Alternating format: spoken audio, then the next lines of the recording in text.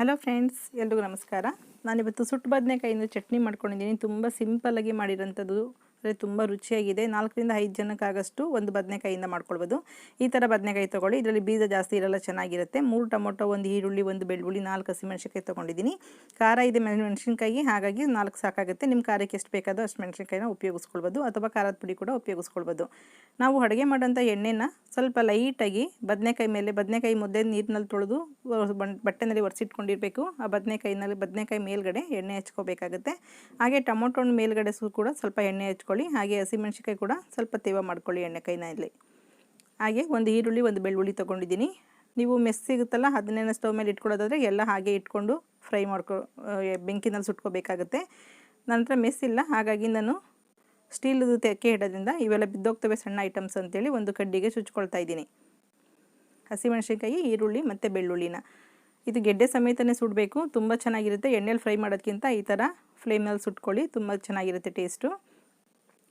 ಬದನೆಕಾಯಿ ಎಣ್ಣೆ ಹಚ್ಚಿದ್ದೀವಲ್ಲ, ಅದನ್ನೆಲ್ಲ ಒಂದು ಸೈಡ್ ಇಟ್ಕೊಂಡು ನಾವು ಏನು ಟೊಮೊಟೊ ಎಲ್ಲ ತೊಗೊಂಡಿದ್ದೀವಿ ಎಲ್ಲನೂ ಚೆನ್ನಾಗಿ ಎಣ್ಣೆ ಇದರಲ್ಲಿ ಸ್ಟವ್ ಮೇಲ್ಗಡೆ ಸುಟ್ಕೋಬೇಕಾಗುತ್ತೆ. ನೋಡಿ, ಈ ಥರ ನಿಧಾನಕ್ಕೆ ಸುಟ್ಕೋಬೇಕು. ಈರುಳ್ಳಿ ಹಸಿಮೆಣಸಿನ್ಕಾಯಿ ಫ್ರೈ ಆಗಿದೆ, ಹಾಗಾಗಿ ಹಸಿಮೆಣಸಿನ್ಕಾಯಿನ ತೆಗೆದಿಟ್ಕೊಳ್ತಾ ಇದ್ದೀನಿ. ಈರುಳ್ಳಿ ಮತ್ತು ಬದನೆಕಾಯಿ ತುಂಬ ಚೆನ್ನಾಗಿ ಮೇಲ್ಗಡೆ ಸಿಪ್ಪೆ ಪೂರ್ತಿ ಕಪ್ಪಗಾಗಬೇಕು. ಹಂಗೆ ಲೋ ಫ್ಲೇಮ್ ಮಾಡಿಕೊಂಡು ಬದನೆಕಾಯಿನ ಉಲ್ಟಾ ಸೀದಾ ಮಾಡಿಕೊಂಡು ಚೆನ್ನಾಗಿ ಫ್ರೈ ಮಾಡ್ಕೊಳ್ಳಿ. ಬದನೆಕಾಯಿ ಮೇಲ್ಗಡೆ ಸ್ವಲ್ಪ ಚಾಕುಯಿಂದ ಅಥವಾ ಫೋರ್ಕಿಂದ ಈ ಥರ ಚುಚ್ಚೋದ್ರಿಂದ ಒಳಗಡೆ ಕೂಡ ಬದನೆಕಾಯಿ ಚೆನ್ನಾಗಿ ಬೇಯುತ್ತೆ. ದಪ್ಪ ಇರುತ್ತಲ್ಲ, ಒಳಗಡೆ ಚೆನ್ನಾಗಿ ಬೇಯುತ್ತೆ ಬದನೆಕಾಯಿ. ಈಗ ಬೆಳ್ಳುಳ್ಳಿ ಕೂಡ ಬೆಂದಿದೆ, ಬೆಳ್ಳುಳ್ಳಿ ಕೂಡ ತೆಗೆದಿಟ್ಕೊಳ್ತಾ ಇದ್ದೀನಿ.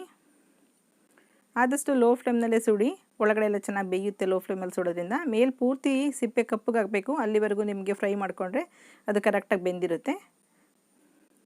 ನೋಡಿ, ಫೋರ್ಕಿಂದ ಚುಚ್ತಾ ಇದ್ದಾಗಲೂ ಕೂಡ ನಿಮಗೆ ಫೋರ್ಕ್ ಒಳಗಡೆ ಹೋಗುತ್ತೆ, ಆವಾಗಲೂ ಕೂಡ ನಿಮಗೆ ಬೆಂದಿದೆ ಇಲ್ಲ ಅಂತೇಳಿ ಗೊತ್ತಾಗುತ್ತೆ. ಈರುಳ್ಳಿ ಕೂಡ ಪೂರ್ತಿ ಸಿಪ್ಪೆ ಕಪ್ಪಗಾಗಷ್ಟು ಅದನ್ನು ಸುಟ್ಕೋಬೇಕಾಗತ್ತೆ. ಈಗ ಬೆಳ್ಳುಳ್ಳಿ ಎಲ್ಲ ಸುಟ್ಟಿದ್ವಲ್ಲ, ಅದನ್ನೆಲ್ಲ ಸ್ವಲ್ಪ ಸಿಪ್ಪೆ ಬಿಡಿಸಿಟ್ಕೊಳ್ತಾ ಇದ್ದೀನಿ. ಈಸಿಯಾಗಿ ಸಿಪ್ಪೆ ಬಂದ್ಬಿಡುತ್ತೆ ಸುಟ್ಟಿರೋದ್ರಿಂದ.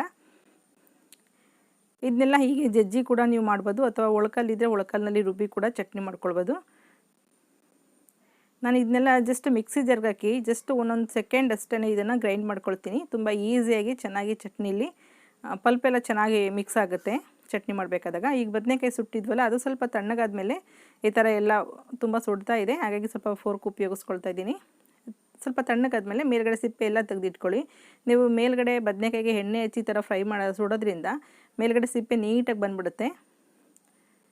ನೀರಿನಲ್ಲಿ ಏನು ತೊಳೆಯೋದು ಬೇಡ. ಮತ್ತು ನೀರಿನಲ್ಲೂ ಕೂಡ ಕೆಲವರು ಸುಟ್ಟ ತಕ್ಷಣ ನೀರಿನಲ್ಲಿ ಹಾಕ್ಬಿಡ್ತಾರೆ, ಸಿಪ್ಪೆ ಬೇಗ ಬಿಡುತ್ತೆ ಅಂತೇಳಿ. ನೀರಿನಲ್ಲಿ ಹಾಕಿದ್ರೆ ಟೇಸ್ಟ್ ಬೇರೆ ಥರನೇ ಚೇಂಜ್ ಆಗುತ್ತೆ. ಸ್ವಲ್ಪನೂ ನೀರು ಉಪಯೋಗಿಸ್ಬಾರ್ದು ಈ ಚಟ್ನಿನಲ್ಲಿ. ಹೀಗೆ ಮಾಡ್ಕೊಳ್ಬೋದು, ಚೆನ್ನಾಗಿರುತ್ತೆ. ಈಗ ಈರುಳ್ಳಿ ಸಿಪ್ಪೆ ಮತ್ತು ಬದನೆಕಾಯಿದು ಮೇಲ್ಗಡೆ ಸಿಪ್ಪೆ ಎಲ್ಲ ತೆಗೆದಿಟ್ಕೊಂಡಿದ್ದೀನಿ. ಈಗ ಒಂದು ಮಿಕ್ಸಿ ಜಾರ್ನಲ್ಲಿ ಬೆಳ್ಳುಳ್ಳಿ ಸುಟ್ಟಿದ್ವಲ್ಲ, ಅದು ಹಸಿಮೆಣಸಿನ್ಕಾಯಿ, ಈರುಳ್ಳಿ ಎಲ್ಲನೂ ಜಸ್ಟ್ 1 ನಿಮಿಷ ಹಾಗೆ ಗ್ರೈಂಡ್ ಮಾಡಿ, ನೀರು ಹಾಕಬಾರ್ದು, ಜಸ್ಟ್ ರಫಾಗಿ ಪೇಸ್ಟ್ ಮಾಡ್ಕೊಂಡಿದ್ದೀನಿ. ಅದಕ್ಕೇ ಸುಟ್ಟಿದ್ವಲ್ಲ ಟೊಮೊಟೊ 3, ಅದನ್ನು ಕೂಡ ಹಾಕ್ಕೊಂಡು ಜಸ್ಟ್ 1 ಸೆಕೆಂಡ್ ಅಷ್ಟೇ ಮಿಕ್ಸಿನ 1.5-2 ರೌಂಡ್ ಮಾಡಿದ್ರೆ ಸಾಕು, ನಮ್ಗೆ ನೀಟಾಗಿ ಮಿಕ್ಸ್ ಆಗುತ್ತೆ. ನೋಡಿ, ಈರುಳ್ಳಿ, ಬೆಳ್ಳುಳ್ಳಿ ಮತ್ತು ಹಸಿಮೆಣಸಿನ್ಕಾಯಿ, ಟೊಮೊಟೊ ಪೇಸ್ಟ್ ಅದು. ಬದನೆಕಾಯಿನ ನೀವು ಕೈನಲ್ಲಿ ಕೂಡ ಸ್ಮ್ಯಾಶ್ ಮಾಡ್ಕೊಳ್ಬೋದು. ಇಲ್ಲ ಅಂತಂದರೆ ಮಿಕ್ಸಿ ಜಾರ್ಗೆ ಹಾಕಿಬಿಟ್ಟು ಜಸ್ಟ್ ಒಂದು ಅರ್ಧ ಸೆಕೆಂಡ್ ಅಷ್ಟೇ ಇದನ್ನು ಒಂದೇ ಒಂದು ರೌಂಡ್ ಮಿಕ್ಸಿ ಜಾರ್ನ ಆನ್ ಮಾಡಿದ್ರೆ ಸಾಕು, ನಿಮ್ಗೆ ನೀಟಾಗಿ ಬದನೆಕಾಯಿ ಕೂಡ ನೀಟಾಗಿ ಮಿಕ್ಸ್ ಆಗುತ್ತೆ. ನೋಡಿ, ಚೆನ್ನಾಗಿ ಗ್ರೈಂಡ್ ಸ್ವಲ್ಪ ತರಿ ಇರಲಿ, ತುಂಬ ನುಣ್ಣಗೆ ಪೇಸ್ಟ್ ಮಾಡ್ಕೋಬೇಡಿ. ಈಗ ಎಣ್ಣೆ 1 ಸ್ಪೂನಷ್ಟು, ತುಪ್ಪ 1 ಸ್ಪೂನಷ್ಟು ಹಾಕ್ಕೊಂಡಿದ್ದೀನಿ. ಹಾಗೆ 1/4 ಸ್ಪೂನಷ್ಟು ಸಾಸಿವೆ, 1/4 ಸ್ಪೂನಷ್ಟು ಜೀರಿಗೆ ಹಾಕ್ಕೊಂಡು ಸ್ವಲ್ಪ ಕರಿಬೇವಿನ ಸೊಪ್ಪು ಹಾಕ್ಕೊಂಡಿದ್ದೀನಿ. ಕರಿಬೇವಿನ ಸೊಪ್ಪು ಕೂಡ ಒಳ್ಳೆ ಫ್ಲೇವರ್ ಬರುತ್ತೆ. ನಾನಿಲ್ಲಿ ಚಟ್ನಿಗೆ ನೀರು ಯಾವುದೂ ಉಪಯೋಗಿಸ್ತಿಲ್ಲ, ಹಾಗಂತ ಎಣ್ಣೆನೂ ತುಂಬ ಹಾಕಬೇಕು ಅಂತಿಲ್ಲ. ಹಾಗೆ ಧನಿಯಾ ಪುಡಿ ಮತ್ತು ಹಳದಿ ಪುಡಿ ಇದರಲ್ಲಿ ಮೇನ್ ಇಂಗ್ರೀಡಿಯೆಂಟ್ಸು, ಸ್ಪೆಷಲಾಗಿ ಟೇಸ್ಟ್ ಕೊಡುತ್ತೆ ಅದು. 1 ಸ್ಪೂನಷ್ಟು ಧನಿಯಾ ಪುಡಿ, 1/4 ಸ್ಪೂನಷ್ಟು ಹಳದಿ ಪುಡಿ ಹಾಕ್ಕೊಂಡು ಎಣ್ಣೆಗೆ ಹಾಕ್ಕೊಂಡು ಲೋ ಫ್ಲೇಮ್ ಮಾಡಿಕೊಂಡು ಫ್ರೈ ಮಾಡ್ಕೊಳ್ಳಿ. ಈಗ ಹಸಿಮೆಣಸಿನ್ಕಾಯಿ, ಟೊಮೊಟೊ, ಈರುಳ್ಳಿ ರುಬ್ಬಿದ್ವಲ್ಲ ಆ ಪೇಸ್ಟು ಮತ್ತು ಬದನೆಕಾಯಿ ಪೇಸ್ಟ್ ಎಲ್ಲ ಹಾಕ್ಕೊಂಡು, ನೀರು ಹಾಕೋದು ಬೇಡ, ಹಾಗೆಯೇ ಎಣ್ಣೆಯಲ್ಲಿ ಲೋ ಫ್ಲೇಮ್ನಲ್ಲಿ ಮಿಕ್ಸ್ ಮಾಡ್ಕೊಳ್ಳಿ. ನೀವು ಇದಕ್ಕೆ ಹುಣಸೆಹಣ್ಣು ಕೂಡ ಹಾಕ್ಬೋದು, ಟೊಮೊಟೊ ಒಂದು ಕಡಿಮೆ ಮಾಡಿಕೊಂಡು ಹುಣಸೆಹಣ್ಣು ಬೆಲ್ಲ ಕೂಡ ಹಾಕ್ಕೊಳ್ಬೋದು, ಅದೊಂಥರ ಟೇಸ್ಟ್ ಚೆನ್ನಾಗಿ ಬರುತ್ತೆ. ಯಾವುದೇ ರೀತಿ ತೆಂಗಿನಕಾಯಿ ಉಪಯೋಗಿಸ್ದೆ 5-6 ನಿಮಿಷದೊಳಗಡೆ ಈ ಚಟ್ನಿ ರೆಡಿ ಮಾಡ್ಕೊಳ್ಬೋದು.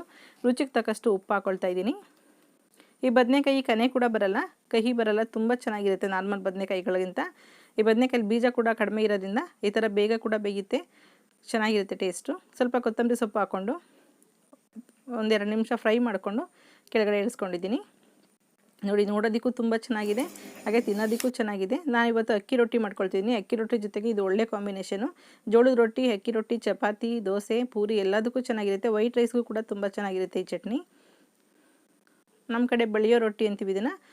ಅಕ್ಕಿ ರೊಟ್ಟಿ ಕಬ್ಬನ್ನು ದಿಂಚಿದ ಮೇಲೆ ಈ ಥರ ಬಳಿಯೋದ್ರಿಂದ ಟೇಸ್ಟ್ ಚೆನ್ನಾಗಿರುತ್ತೆ, ತಿನ್ನೋದಕ್ಕೆ ಕ್ರಿಸ್ಪಿಯಾಗೂ ಚೆನ್ನಾಗಿರುತ್ತೆ. ಅಕ್ಕಿ ಹಿಟ್ಟು ಒಂದು 3/4 ಕಪ್ಪಷ್ಟು, 1/4 ಕಪ್ಪಷ್ಟು ಗೋಧಿ ಹಿಟ್ಟು ಹಾಕ್ಕೊಂಡಿದ್ದೀನಿ, ರೊಟ್ಟಿ ಬನ್ನಿ ಬರಬೇಕು ಅಂತೇಳಿ. ನೋಡಿದ್ರಲ್ಲ ಎಷ್ಟು ಸಿಂಪಲ್ ಮಾಡ್ಕೊಳ್ಬೋದು ಅಂತೇಳಿ. ಬದನೆಕಾಯಿ ಚಟ್ನಿ ಮತ್ತು ಅಕ್ಕಿ ರೊಟ್ಟಿ. ಫ್ರೆಂಡ್ಸ್, ನಿಮ್ಮಲ್ಲಿ ಒಂದು ರಿಕ್ವೆಸ್ಟೆಡ್ ಕೂಡ ಇದೆ. ನಾನು ಒಂದು ಹೊಸ ಚಾನಲ್ ಸ್ಟಾರ್ಟ್ ಮಾಡಿದ್ದೀನಿ ಸ್ಟಿಚಿಂಗ್ ಹಾಕೋದಕ್ಕೆ ಅಂತೇಳಿ, ರಾಣೀಸ್ ಕ್ರಿಯೇಟಿವಿಟಿ ಅಂತೇಳಿ ಹೊಸ ಚಾನಲು. ನಾನು ಫ್ರಿಡ್ಜ್ ಕವರ್ ಒಂದು ಸ್ಟಿಚ್ ಮಾಡಿಬಿಟ್ಟು ಆಗಲೇ ಅಪ್ಲೋಡ್ ಮಾಡಿದ್ದೀನಿ. ಇದರಲ್ಲಿ ಕಟ್ಟಿಂಗು ಸ್ಟಿಚಿಂಗು ಏನೂ ಇಲ್ಲ, ಜಸ್ಟ್ ಹ್ಯಾಂಡಲ್ ಸ್ಟಿಚ್ ಮಾಡೋದಷ್ಟೇ ತೋರಿಸ್ಕೊಟ್ಟಿದ್ದೀನಿ. ತುಂಬ ಸಿಂಪಲ್ಲು, 10 ನಿಮಿಷದಲ್ಲೇ ನೀವು ಪ್ರಿಪೇರ್ ಮಾಡ್ಬೋದು.